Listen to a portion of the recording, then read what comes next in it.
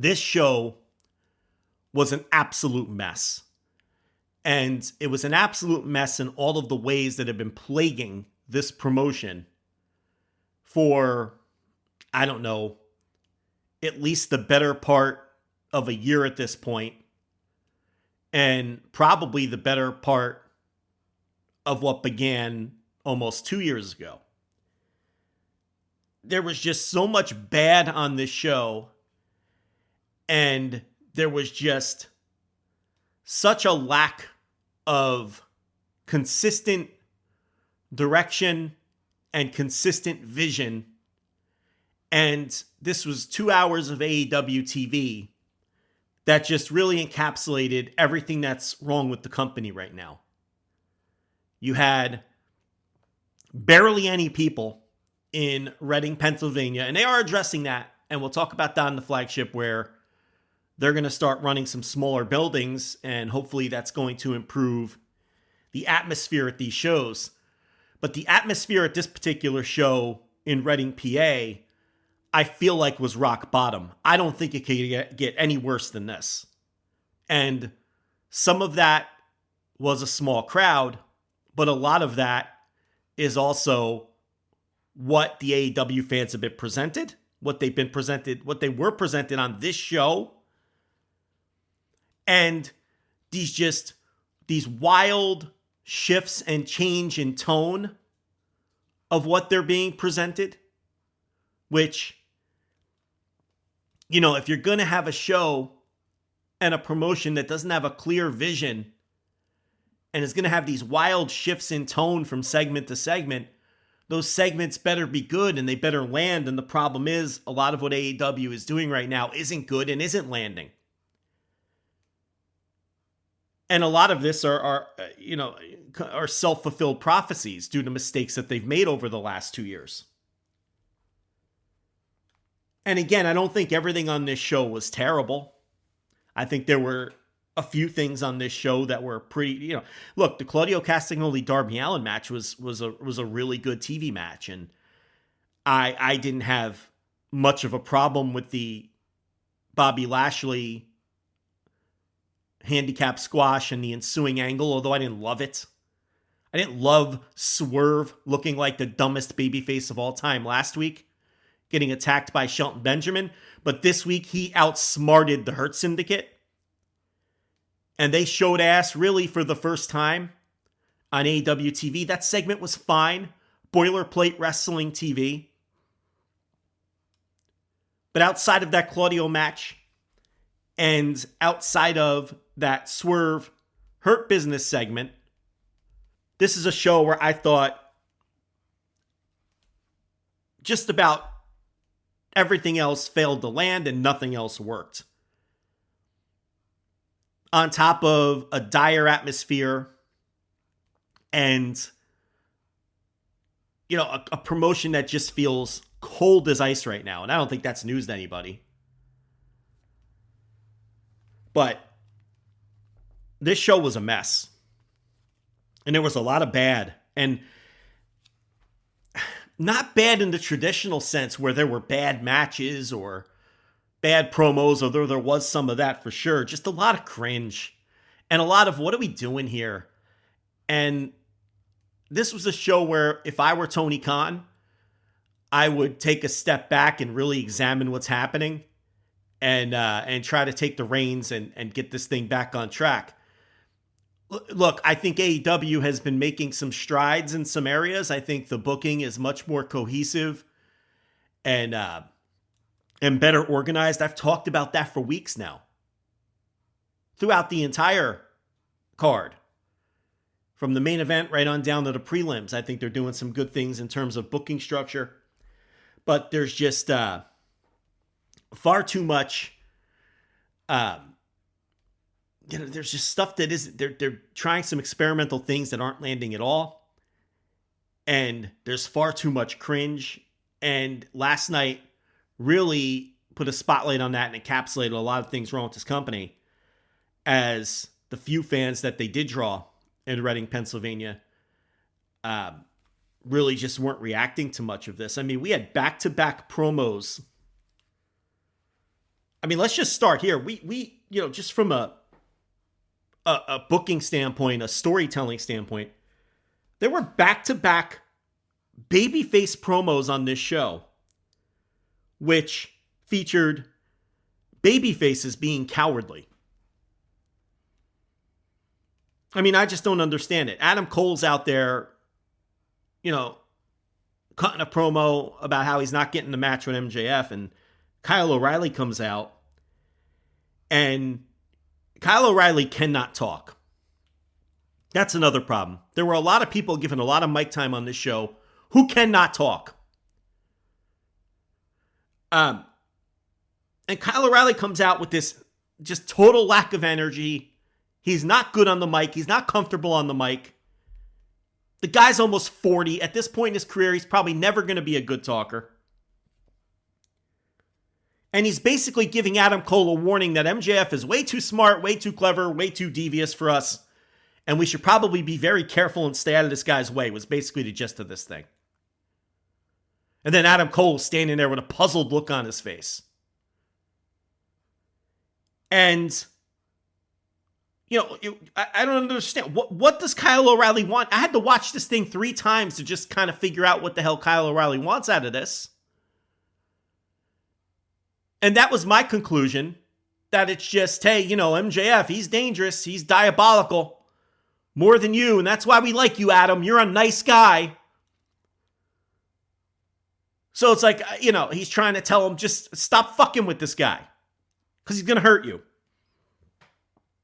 What do they follow that up with? The very next segment is Orange Cassidy telling the conglomeration that he doesn't want their help tonight. Let him do this alone. Mark Briscoe and the boys are telling him, what are you talking about? We're ready for war. You can't go out there alone. And his reasoning is, I don't want anyone else to get hurt. So that's 2 segments in a row, back-to-back segments where we have baby faces telling the audience and telling other baby faces, the heels, the bad guys, they're too strong, they're too dangerous, and we should try not to get hurt. I don't know. I don't understand how presenting the baby faces in your company as cowards who are afraid to fight the heels because the heels are too mean serves much of a purpose. What purpose does that serve? How does that help you draw money? How does that help baby faces get over? When in back-to-back segments, they're telling us that the heels are too good, too tough, too dangerous, and we should probably stay out of their way so less of us get hurt. It's infuriating. This is not how pro wrestling is meant to be presented. You want to do one storyline like that once in a blue moon, where the where the heels are so diabolical and nasty that the baby faces have doubt that they can, okay, all right, I can buy that.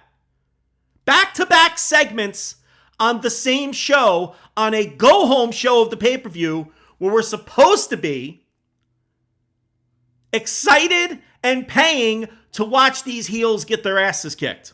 Instead, we're told these guys are too dangerous, and at the risk of being hurt, we should stay out of their way. And we're being told that in back-to-back segments. So is it any surprise when Orange Cassidy comes out for the main event? He comes out to quite literally no reaction. Go back and watch. Orange Cassidy got nothing from this crowd. They didn't care that this man was coming out here to wrestle Wheeler Yuta. Why? I can't chalk it up necessarily to the promo of him wanting to fight on his own, although we all knew what that meant, and we all knew what was going to happen. What I can chalk it up to is what I've been talking about for the last couple of weeks. Orange Cassidy has not carried his end of this main event program. His promos have not been good because he cannot promo.